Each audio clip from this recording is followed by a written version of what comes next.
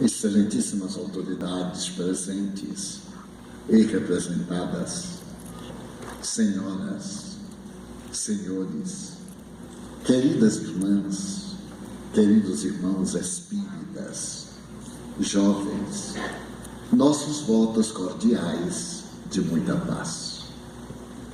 O problema da criatura humana é a própria criatura humana. A criatura humana, do ponto de vista antropológico, é um animal bípede que pensa com instinto gregário e que tem um objetivo, durante a sua existência na Terra, de desenvolver as aptidões ético-morais que lhe dormem, sendo a significação da presença de Deus em nosso íntimo. Fazendo uma análise antropológica, o eminente estudioso dos Estados Unidos ofereceu-nos uma visão geral da criatura humana desde os seus primórdios. Naquele período em que éramos pitecântropos eréquitos e ainda não havíamos logrado o discernimento, em determinado momento, sem nenhuma lógica, surgiu-nos a primeira emoção. Instinto que éramos e somos. Deixávamos dominar por três básicos que ainda permanecem na estrutura de todas as criaturas vivas: o instinto de reprodução, o instinto de alimentação e o instinto de repouso. Eles fazem parte do nosso ser desde os primórdios, nas fases anteriores. Mas, de repente, em plena furna, o homem primitivo permitiu que o outro tombou e desapareceu diante dos seus olhos. Veio a decomposição cadavérica, que ele não entendia, e a partir daí ele começou a observar que a natureza sempre tinha esse ciclo de desenvolvimento, crescimento, vida e desaparecimento. É a primeira manifestação lógica a respeito da morte à luz da psicologia. E então lhe surgiu o medo, porque constituiu-lhe um enigma. Como pôde, de repente, aquele ser vital tombar, ou ser vítima de uma flechada, ou de uma pedra lascada, ou de uma fera, ou de um adversário? E então esse sentimento foi catalogado como o medo básico. É desse medo básico que partirão todas as nossas aflições, que culminam hoje no transtorno do pânico. E esse terror esteve como primitivo durante um largo período da evolução antropológica, até que ele desenvolveu uma segunda manifestação emocional, a ira. Porque aquilo que produz medo, de imediato leva a uma emoção desregrada da ira, que se transforma em cólera, que mais tarde avança para o ódio, para o terror, para o pavor, para o desejo de desforra.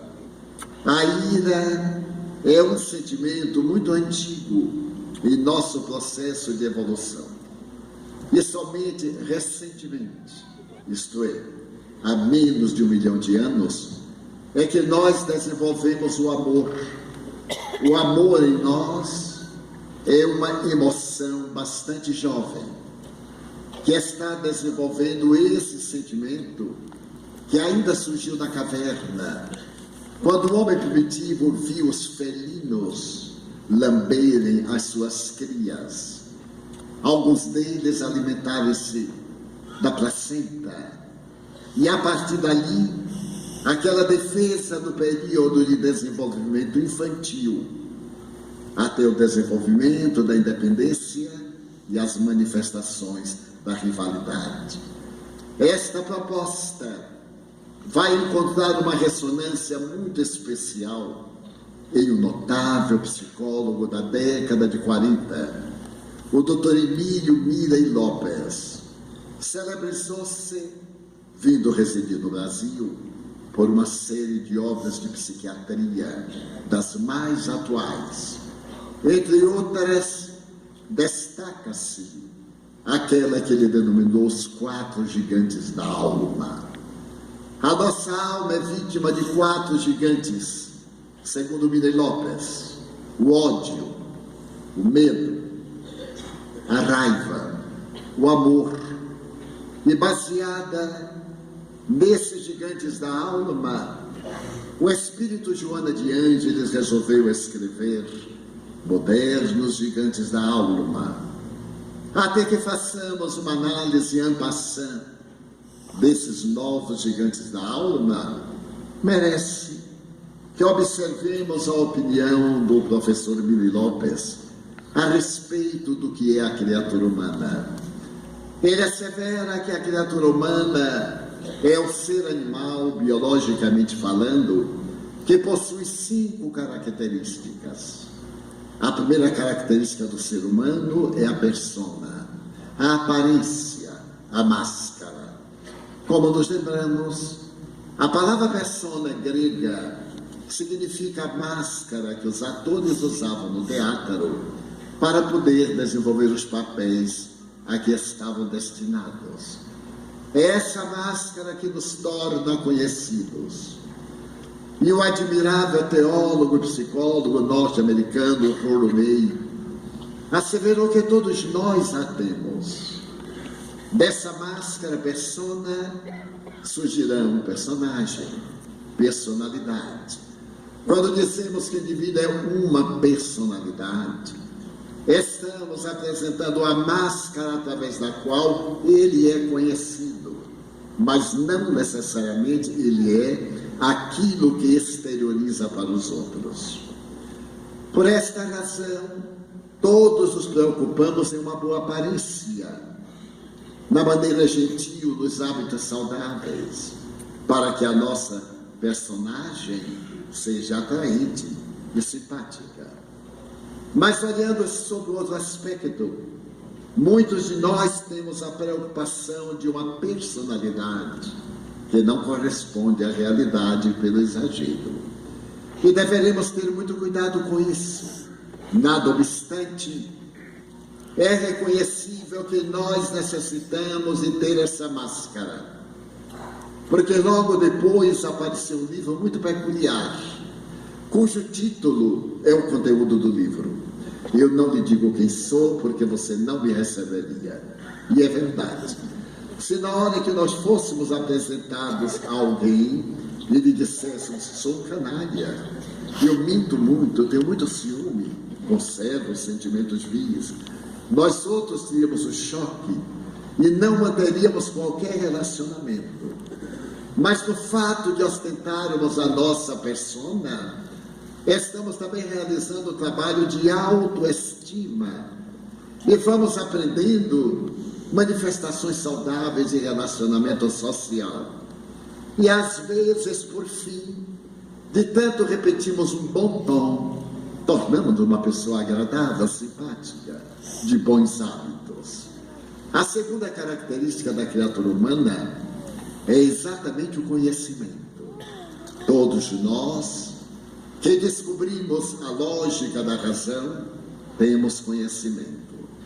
Até mesmo aqueles brutais que dizem: eu não sei nada, ele reconhece a própria ignorância. É um conhecimento. Todos nós conhecemos algo.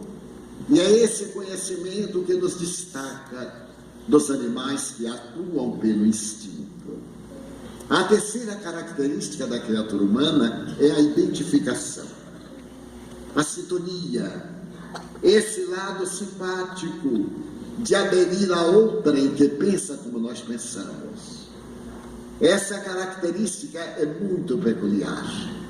Toda vez que nós nos encontramos, é mais prazerosa a comunicação com alguém que gosta do mesmo clube de futebol que eu, que gosta das mesmas aspirações políticas, sociais, religiosas, culturais, porque há uma identificação que facilita o nosso relacionamento.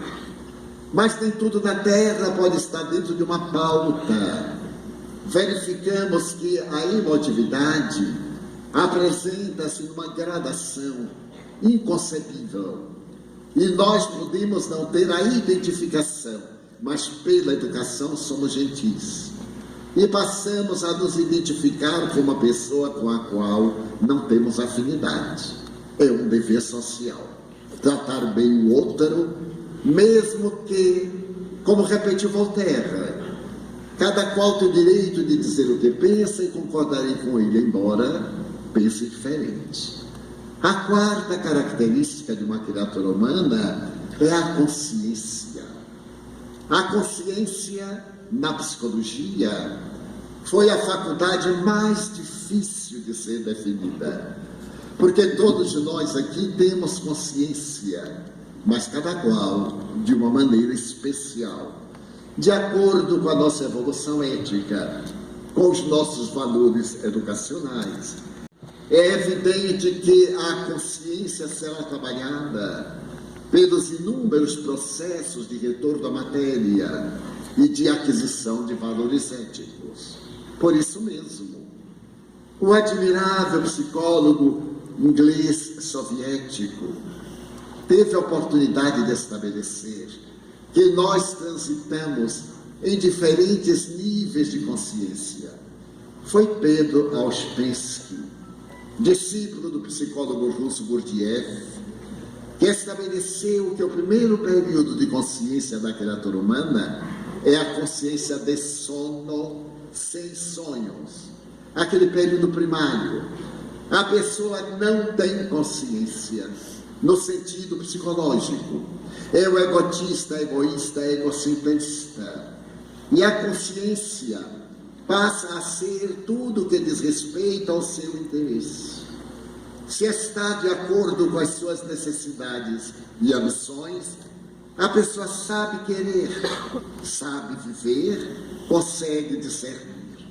É o nível primário das encarnações iniciais, da saída dos instintos básicos para aqueles três fenômenos emocionais, para a razão. Mas, inevitavelmente, porque somos reencarnacionistas, e Pedro Auspensky e Gurdjieff também o eram, há um processo de mudança.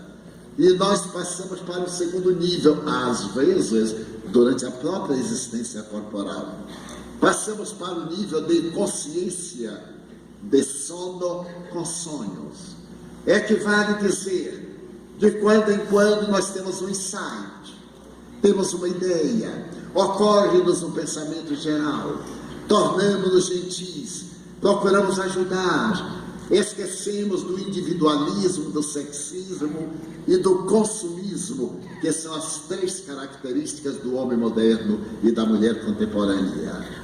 Nesse período de consciência de sono, com sonho, nós dizemos meu marido, minha mulher, meus amigos, objetos que são meus.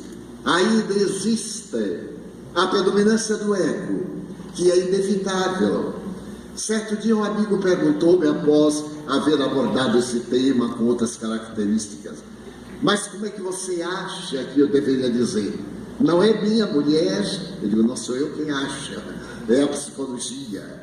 Ela não é sua mulher, você é casado com ela, mas ela não lhe pertence.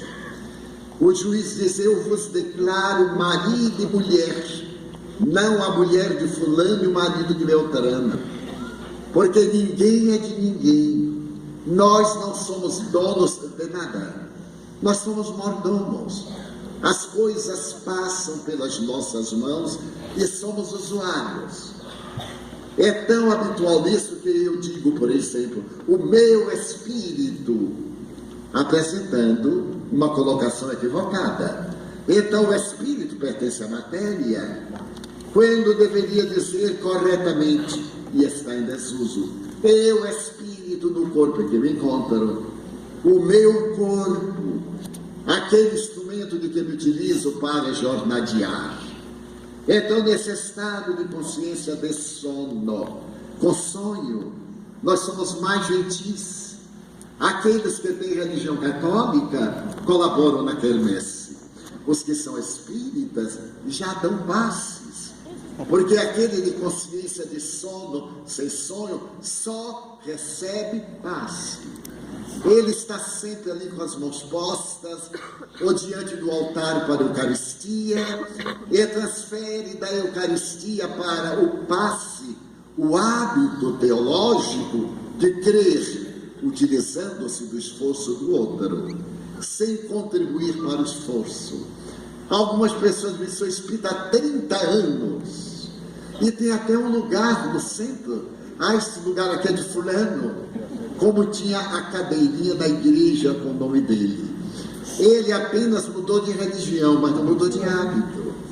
É necessário que nós evoluamos ao terceiro nível de consciência, a consciência de si, porque a consciência, para ser definida, exigiu dos psicólogos um grande esforço, e foi Carl Gustav Jung, esse notável neurologista e psiquiatra de Zurique, na Suíça, quem melhor definiu, na minha opinião, a questão da consciência. Narra que estava ele certo dia, quando algo o segurou pelo cogote, como se fosse um espírito, exatamente ipsis verbis, e o levou a sentar-se à máquina para escrever. E ele escreveu durante 3 dias e 3 noites uma pequena grande obra que se chama Resposta a Jó, aquela personagem mitológica da Bíblia. E nesse livro ele apresenta uma bela definição de consciência. Ele diz que o momento de nossa consciência é aquele quando o nosso ego toma conhecimento dos nossos conteúdos psíquicos. É significar, o momento de consciência é quando eu sei fazer o que devo quando posso, e o que posso quando devo. Porque a maioria de nós faz o que pode quando não deve, e faz o que deve quando não pode. Por isso mesmo estamos em crise moral, crise econômica, crise social, crise internacional, porque todos esses indivíduos sempre realizaram o que deviam, mas não podiam, e o que podiam, mas não deviam. Então esse é o momento da consciência, fazer uma análise entre o ego e o self. A palavra self não foi a criada por Jung. Como falava alemão, ele utilizou como arquétipo a palavra selbst, em alemão, que é o si mesmo. Quando a sua obra foi traduzida para o inglês, a palavra que entrou como substituta de selbst foi self. E ela caiu muito bem, porque se tornou mais popular, mais conhecida. E a nossa existência transita entre o self, que eu sou, e o ego, que eu estou. Esse eixo self-ego, ego-self, tem que ser superado para que haja a unidade, que Jung chamava a individuação. Esse processo natural de plenitude, de reino dos céus, esse estado luminoso. Utilizou-se de uma palavra latina, numen, luz, para dizer que nós somos luz embutida, até o momento em que nos tornamos esta luz do discernimento, e fascina, porque não sendo cristão, e não tendo uma religião definida, sendo o indivíduo de próprio pensar, ele remonta àquele que disse, eu sou a luz do mundo, e apresentou que todos nós somos descendentes dessas fagulhas do psiquismo divino, como assevera Emmanuel no seu extraordinário A Caminho da Luz. Nós temos a divindade em nós, como um holograma. No holograma nós vamos vendo uma parte o todo, e no todo a parte. Então Deus nos criou pela emissão do seu pensamento, e temos-no em nós, necessitando desenvolvê-lo, para que nos tornemos livres da ignorância e atinjamos a plenitude. Uma consciência que administra a máquina. A máquina é o corpo, que tem 7 funções. Nós possuímos a função intelectiva, todos, mesmo na idiotia. É o intelecto que padece de uma constrição patológica. Então, a inteligência é uma característica do nosso corpo, do terceiro nível de consciência, porque todos pensamos em diferentes graus, é óbvio. A segunda característica do ser regido pela consciência é a emoção. Todos temos emoções. Existem aqueles que são emocionadíssimos e aqueles que não são nada emocionais. Eu tenho uma amiga que é o exemplo da emoção exacerbada. Ela própria me narrou que certo dia desencarnou o marido de uma amiga nossa, dela e minha. E ela recebeu um telefonema da viúva: venha depressa ao cemitério ajudar-me, porque estou velando meu marido. E cada pessoa que chega pergunta de que morreu. Nós temos esse mau hábito. Não temos o menor interesse de saber que ele morreu. Mas é social e gentil perguntar de que morreu. E a pessoa conta. E quando termina, diz assim: coitado, aí chegam meus pêsames, mas de que morreu? E ela já não aguentava mais. Então pediu a nossa amiga que fosse ajudá-la, porque é espírita. Minha amiga se emocionou e já começou a chorar. Tomou banho chorando, pegou o carro chorando, chegou ao cemitério chorando, entrou na capela, debruçou no caixão e chorou. Chorou demoradamente, até cansar. Quando ela cansou, levantou a vista e disse: ué, mas eu não conheço ninguém aqui. Aí olhou para o cadáver, não era. Ela então saiu e deu-se conta que havia várias capelas e em cada uma havia o nome do morto. Ela saiu procurando até que encontrou. Entrou e a viúva veio em prantos, atirou-se-lhe nos braços e perguntou: fulana, você não chora? Não, já chorei no morto. Eu achei o máximo chorar o morto errado. Então nós temos que educar a emoção. E aqueles que dizem: eu não sinto nada, ok, é esquizofrenia. O esquizofrênico não tem emoção. Ele afivela a máscara que ele compraz e deixa que a sua patologia faça o resto. É assim nos criminosos cereais. Então é necessário desenvolvermos a emoção, porque ela está em nós. A emoção do medo, da ira, da cólera, quem não nas tem? Todos temos, mas deveremos controlá-los. A educação social, a educação espiritual, os bons hábitos fazem que nós consigamos até dissimular os nossos estados emocionais. Logo de imediato, a terceira característica da criatura humana, depois da emoção, é a peculiaridade do movimento. Todos somos seres que nos movimentamos.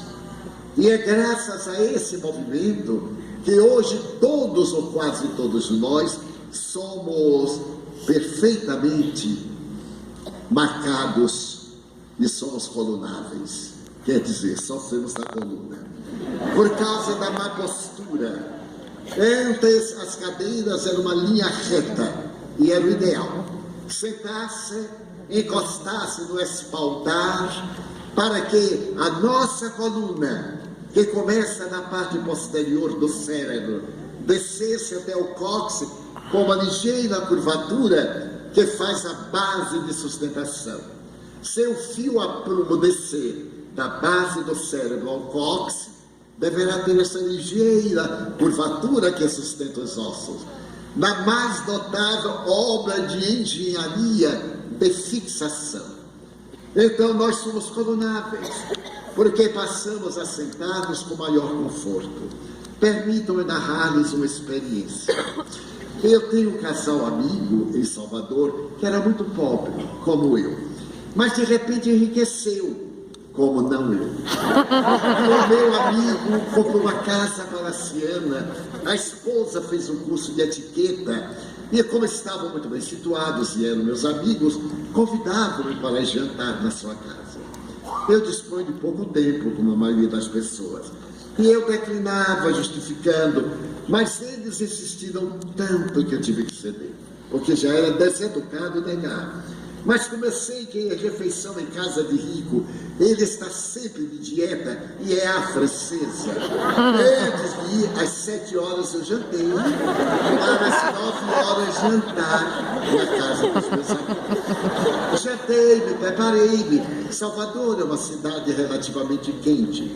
E então fui um pouco à vontade, o que o povo chama esporte chique. O meu não era tão chique, mas era esporte. E quando cheguei a casa, verão de dezembro, eu fui recebido por um mordomo e fiquei assustado. Como não tenho hábito, estendi a mão e apertei a mão do mordomo. Ele tomou um choque e eu cometi a primeira gafe. Mas fiz de conta que não, olha, nós somos todos irmãos, é assim mesmo, tal. Ele ficou meio impressionado, devia ser inglês. Então entrei na casa palaciana. A minha amiga me recebeu elegantérrima. Havia naquela época um traje italiano, palazzo pijama, que era uma coisa deslumbrante, de grife. E eu fui ficando deslumbrado com tudo. Muito bem, até que chegou o momento do jantar. O jantar servido por um maître e garçons. E eu procurei recordar, eu havia lido o tratado de etiqueta quando era funcionário público, porque eu fui chefe de seção. E então eu fiquei esperando como é que ele deveria me portar. Me lembrei de um cronista brasileiro, Ibrahim Suede. O que você não souber, copie o dono da casa. Eu fiquei de olhar tranquilo no dono da casa.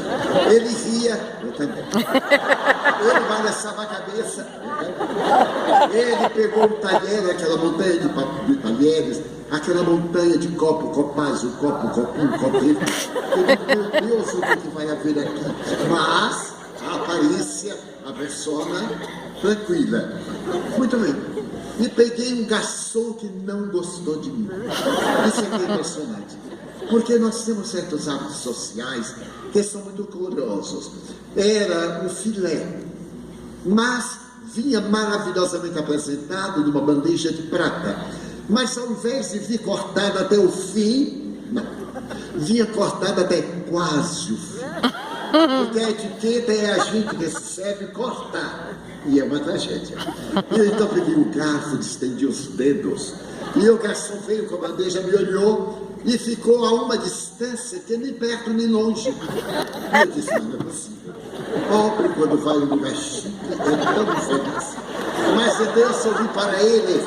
Ele aproximou um pouco, peguei o talher e comecei a cortar. Mas talher de rico não corta nem manteiga. E não cortava. Eu fazia força, não cortava. Então eu disse assim, muito obrigado. Ele saiu e eu comi um filé espiritual. Fomos assim até o fim. E ele me olhava e dava aquela risota.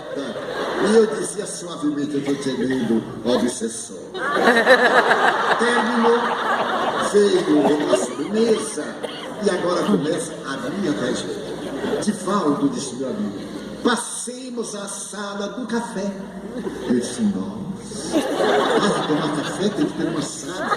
Levantei, consertei a camisa e fomos à sala do café. Para que eu fui. Então sentei-me. Lá veio o garçom, a bandeja. Então ele veio andando, serviu as damas primeiro, e eu era o visitante. Ele veio me servir. Mas ficou uma distância que eu não alcançava, porque o meu amigo me sugeriu sentar numa cadeira, uma cadeira anatômica, daquela que a gente senta e toma conta do corpo. Eu me sentei e meu amigo disse, comprei em Miami Beach. Naquela época que os ricos compravam tudo em Miami Beach. Hoje são os americanos que compram tudo em São Bernardo. Muito bem, ele ficou à distância e um braço da cadeira e o outro me detiveram. Eu tentei de estender o braço, não alcançava, faltava um palmo. Eu ri para ele, tentei, nada. Eu disse a ele, muito obrigado. Eu não tenho hábito de tomar café. Eu sou cafeinômano. Eu olhei para aquele café e vibrei para derramar. A fim de que eu tomasse um pouco, um gole. Nada. Ele aí riu e saiu. Começa a tragédia. Porque eu fui respirar. E quando eu respirei, eu desci mais na cadeira. Os joelhos subiram juntos. Aí a pouco estava embaixo do meu queixo. Era um conforto, os braços me acariciaram. E eu fiquei ali caranguejado. E meu amigo, muito confortável, não é de falar. E daí a pouco aconteceu o pior. Eu sinto cócegas. E a cadeira dava massagem. Deu-me uma massagem das costas e eu tive um golpe. Deu uma outra, aí eu fiquei desesperado. E desejei sair. Quando eu fiz força, a cadeira me apertou mais. Então meu amigo me olhou e disse assim, Divaldo, alguma coisa? E eu disse, pelo amor de Deus, me salve de tanto conforto. Estendi as mãos, ele me arrancou da cadeira. Eu olhei para a cadeira e falei em latim, vade retro, Satanás.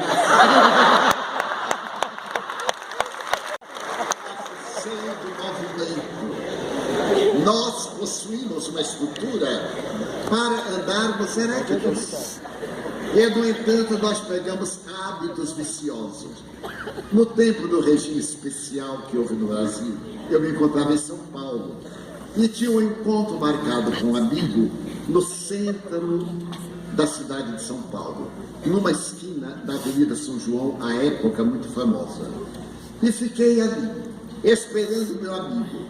E procurei uma postura, porque não pode haver nada pior do que mãos quando estão desocupadas. Eu então cruzei os braços para esperar meu amigo. E lembrei-me que uma vez em Genebra, eu estava com uma doutora de psicologia, que é professora da universidade, e ela me disse, Divaldo, hoje nós vamos receber um master de psiquiatria. E ele é notável, ele olha para a gente e de imediato ele faz um retrato psicológico. Eu digo, meu Deus, que será de mim? Quando esse homem me olhar, ele vai fazer várias biografias psicológicas. Então eu fiquei, que posição gentil. Daí a pouco ele veio, eu cruzei os braços. E ele me olhou e fez, desarma-se. Eu digo, nossa, essa gente da psiquiatria é um pouco atrapalhada. Desarme-se. Eu não estou armado, ele está armado. Ele disse, eu não uso nem força, está armado contra mim. Eu digo, não estou no seu estado, descruze os braços. É uma posição de estar fechado. Eu estava armado realmente. Então, naquela hora, ali na esquina de São João, se eu ficasse assim, era uma atitude um pouco antipática. Eu resolvi botar as duas mãos no bolso. Mas eu fiquei parecendo uma malandro carioca na esquina. Coloquei os braços para trás. Esta psicologia é uma atitude castradora. Eu tirei, desci os braços para se militar. Eu digo, meu Deus, o que é que eu faço com isso? Tinha um poste, eu agarrei o poste. E aí eu fiquei de guarda noturno. Então, nós deveríamos ter uma postura. Quando eu vejo agora, naquele tempo, os indivíduos faziam musculação.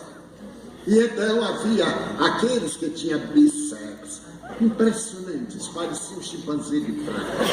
Eles não andavam como nós andavam, como hoje. Eu fico olhando e digo, meu Deus, que deformidade. Graças às substâncias químicas criminosas que vão assassinar, o coração não aguenta. Mas está na moda, um corpo talhado, um tanquinho. A gente agora tem que carregar um tanquinho aqui no céu, mas está na moda. E eu que já tive um corpo de toureiro aos 40 anos, agora continuo de toureiro aposentado. Mas pobre é terrível, eu peguei um ônibus de subúrbio. E entrei, quando eu me dei conta, ele foi para o subúrbio e foi enchendo. Entravam pessoas com porcos, pessoas com carne, pessoas com pacotes, com balaio. E eu fui recuando, até que entrou um mastodonte. E veio andando, ele não vai precisar da safada. E então fiquei no pé da garotinha do balé. Mas Deus parece que marca. Ele veio andando e chegou no meu pé, pousou. 100 quilos. Eu senti uma dor moral, não foi física. Eu digo, acabou com essa dor. E quando ele saiu, ainda puxou o pé e eu olhei, rasgou a pelice. A dor me encheu os olhos de lágrimas. E o rancor, a ira, eu já era espírita. Mas então eu disse, evangelho à parte, agora acabou essa parte. E quando ele desceu, na Bahia nós temos um gesto que é muito peculiar. Quando uma pessoa faz algo contra nós e nós queremos vingar, nós fazemos este gesto. Você me paga. Quando ele desceu e o ônibus ia saindo, eu me abaixei e fiz para ele. E fui chorar o meu sapato. Levei para casa um grande amigo, irmão, que morávamos juntos, Nilson. Deu assim um jeito, mas com aquele câncer, com a cicatriz no rosto do sapato. Mas eu usei até acabar, não tem nada com câncer ou sem câncer. Daí a dias, eu estava atendendo em nossa casa e havia uma fila, sempre há uma fila. E eu estava atendendo quando de repente eu vi um indivíduo. Eu disse, meu Deus, ele veio me dar uma surra. E a fila foi aumentando e ele chegando, abaixando a cabeça, para ele não me identificar, até que ele chegou e disse, seu Divaldo. Eu levantei devagarzinho. Ele me olhou, eu olhei para ele. Aí eu olhei forte, ele me olhou forte, ele não me reconheceu. Então, agora a pessoa me disse, pois não, estou às suas ordens. Ah, seu Divaldo, eu sou uma pessoa tão infeliz. Mandaram-me aqui. E narrou-me, em uma síntese, a sua tragédia do cotidiano. A esposa estava louca. Ele trabalhava nas docas. Imagine que eu fui fazer inimigo nas docas. Carregava sacos 60 quilos com 2 dedos. E então eu perguntei, mas qual é o problema? Minha mulher, ela está louca. Nós temos 3 filhos. Eu trabalho no cais. E deixo meus filhos trancados no quarto. E a minha mulher trancada no outro quarto, atada a cordas, absolutamente louca. Os psiquiatras disseram que é esquizofrenia, que não tem jeito. Internaram por uma semana, botaram para fora. Eu levei no feiticeiro, levei ali, levei aqui. Não tem jeito. E eu ando tão desesperado que o senhor não imagina. Eu olhei bem para ele e disse, mas você não me conhece? Ele disse, não senhor, nunca ouvi. Eu disse, pois olha, eu vou refrescar a memória. Aí contei o incidente. E ele disse, meu senhor, eu andava provocando. Para que alguém reagisse, eu a esmurrasse e fosse para a cadeia. Porque assim eu estava livre. Não tinha problema de consciência. Mas mandaram que eu viesse contar ao senhor. O senhor é espírita? Eu digo, sou espírita. O senhor visitaria minha mulher? Eu digo, com o máximo de prazer. Desde que você espere terminar a reunião. E fui. Era uma obsidiada. Mas tão fascinante o seu caso, que no momento em que nós chegamos à porta, ela gritou do quarto, que veio fazer esse sujeito aqui? E começou a me definir em palavras chulas. Eu entrei ao quarto, ela estava despida, envolta em um cobertor amarrada. E então eu vi o espírito mover-se, e quando ele avançou, eu disse, meu irmão, você é um covarde, porque se aproveita da sua aparente invisibilidade para atormentar esta família. Deixa, eu vou desamarrá-la. E assim começou a trajetória de uma grande amizade com esse cavalheiro, que se tornaria mais tarde o meu guarda-costas. Imagine, eu já tive guarda-costas. Quando uma pessoa me abraçava na fila, ele estava de lá, manero ou empurro? Cresceu. E o trânsito da 5ª Avenida de Nova York colocou um guarda tomando conta daquela flor para que ninguém pisasse ou nenhum veículo a destruísse. Em pleno coração de Nova York. A beleza salvará o mundo. Há poucos dias tivemos um plenilúnio em que a Terra e a Lua estavam próximas. E nos deslumbramos lá na cidade praieira com o Salvador, com o reflexo da prata da lua no mar. E logo pensamos em nossa pequenez diante da grandeza do universo. Certa feita eu estava na Espanha e deveria falar na cidade de Toledo. Saímos de Madrid com o meu anfitrião e quando passamos na primavera pelo campo, eu fiquei deslumbrado. Fiquei deslumbrado de ver as tulipas e ver outras flores, que era uma paisagem de quilômetros. Então eu pedi ao meu amigo, para o carro. Ele perguntou, para quê? Eu gostaria de ver essas flores, flores do campo. Ele disse, mas Divaldo, são flores do campo. Eu disse, por isso mesmo eu quero vê-las. Mas nós temos a palestra em Toledo. Eu digo, pois não, em quantas horas chegaremos a Toledo? Meia hora. Eu digo, que horas são? 10 da manhã. E que horas a palestra? 20 horas. Eu digo, então nós temos 10 horas. 10 minutos que paremos não são muitos. Porque nós temos o hábito de agradar o outro, agradando-nos a nós.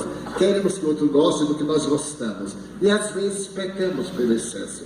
Eu disse, eu gostaria de olhar, porque eu nunca as vi tão belas, amarelas, vermelho-amarelas, amarelas avermelhadas, aquele mar. Ele, a contragosto, parou. Eu então desci do carro e me adentrei naquele oceano e sentei-me lá longe, e elas estavam quase ao meu ombro. Parecia que foram cortadas com a máquina de cortar grama. Então eu fiquei olhando e comovi-me com tanta beleza em a natureza, a beleza silvestre. Então o Espírito Joana de Ângeles apareceu-me e disse, meu filho, as flores são o autógrafo de Deus na sua obra, nunca se esqueça. Eu levantei-me, meu amigo estava sentado à borda da estrada, contemplando as flores. Eu fiquei ao seu lado e ele me disse, Divaldo, eu passo aqui 3 vezes por semana, trabalho em Toledo, vivo em Madrid, nunca vi essas flores, isto é, nunca lhes dei importância. Estou emocionado, a delicadeza delas. Eu disse, são a assinatura de Deus na sua obra, pois a partir de hoje, sempre que eu passar aqui, eu me lembrarei de você. Ele carregou essa beleza até a desencarnação. Estava com um câncer terminal e me escreveu um ligeiro poema por detrás do cartão postal daquela paisagem. E dizia, no mundo espiritual deve haver belezas que a minha imaginação não logra compreender. E de fato, então a beleza salvará o mundo.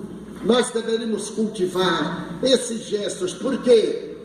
Porque a divindade nos deu em Jesus o mais belo paisagista. Quando Allan Kardec interroga as entidades venerandas, qual o ser mais perfeito que Deus ofereceu à criatura humana para servir-lhe de modelo e guia? Questão 625. A resposta é a mais curta da filosofia universal: Jesus. Em espanhol, vem a Jesus. Em francês, Jesus. Então nós temos em Jesus este parâmetro que Jung chamava o homem luminoso, aquele que atingiu a individuação, o ser mais completo que desceu à terra. Ele nos veio modificar a estrutura de então, porque a seu tempo poderoso era aquele que podia esmagar, vitorioso era o que derramava o sangue do outro no campo de batalha, herói era o que matava. Com ele é diferente. Herói é quem se vê ou menos abertas à caridade, ao amor, acendendo luz na treva da ignorância. Quando esses lares abrigam escolas, albergues, hospitais, clamam pela misericórdia de Deus para tornar a humanidade melhor. Nós somos os braços de Jesus. A nossa é a voz que pode cantar a melodia da esperança. Que tenhamos a coragem de ser diferentes para melhor. Dentro de nossa canção viva do Evangelho de Jesus, não mais amargura, nem queixa, nem reclamação. Nós temos tudo que nos pode propiciar a felicidade, a ponto de podermos dizer: Senhor, eu gostaria de dizer-te que eu amo a vida, que para mim é bela e é consentida. Muito obrigado, Senhor, por tudo que me deste, por tudo que me dás, Obrigado pelo ar, pelo pão, pela paz. Muito obrigado pela beleza que os meus olhos veem no altar da natureza. Olhos que fitam o céu, a terra e o mar, que acompanham a ave ligeira que voa fagueira pelo céu de anil e se detém na terra verde, salpicada de flores em tonalidades mil. Muito obrigado, Senhor, porque eu posso ver meu amor, mas diante da minha visão, pelos cegos eu formo numa oração, porque eu sei que depois desta lida na outra vida, eles também enxergarão. Muito obrigado pelos ouvidos meus, que me foram dados por Deus, ouvidos que ouvem a música do cancioneiro, a dor que chora no mundo inteiro, a melodia dos imortais que se ouve uma vez e não se esquece jamais, a melodia do povo que desce do morro na praça a cantar. Mas diante da minha audição, pelos surdos eu faço uma oração, porque eu sei que depois de sofrer na outra existência não mais irão padecer. Obrigado por minha voz e pela sua voz, pela voz que ama, que canta, que alfabetiza, que legisla, que trauteia uma canção, que o teu nome pronuncia com dúlcida emoção. Diante da minha melodia, eu quero rogar pelos que sofrem de afasia, que não cantam de noite, que não falam de dia. Oro por eles, porque eu sei que depois desta prova, na vida nova eles cantarão. Obrigado pelas minhas mãos, mãos que aram, mãos dos adeuses, mãos de carícias, mãos de ternura que nos libertam da amargura, mãos que apertam mãos, mãos dos adeuses, mãos que limpam feridas, que enxugam lágrimas, suores das vidas, pelas mãos de sinfonias, de poesias, de cirurgias, de psicografias, pelas mãos que atendem a velhice, a dor, o desamor, pelas mãos que no seio embalam o corpo de um filho alheio sem receio, e pelos pés que me levam a andar sem reclamar. Obrigado, Senhor, porque eu posso bailar. Diante do meu corpo perfeito, eu te quero louvar, porque eu vejo na terra aleijados, amputados e felizes, totalmente paralisados, e por eles eu me ponho a orar, porque eu sei que depois desta expiação, na outra reencarnação, eles também bailarão. Muito obrigado, por fim, pelo meu lar. Não é importante se o lar é uma mansão, uma tapera, um ninho, um gramado de dor, um bangalô, um duplex, seja o que for, mas que dentro dele exista a figura do amor.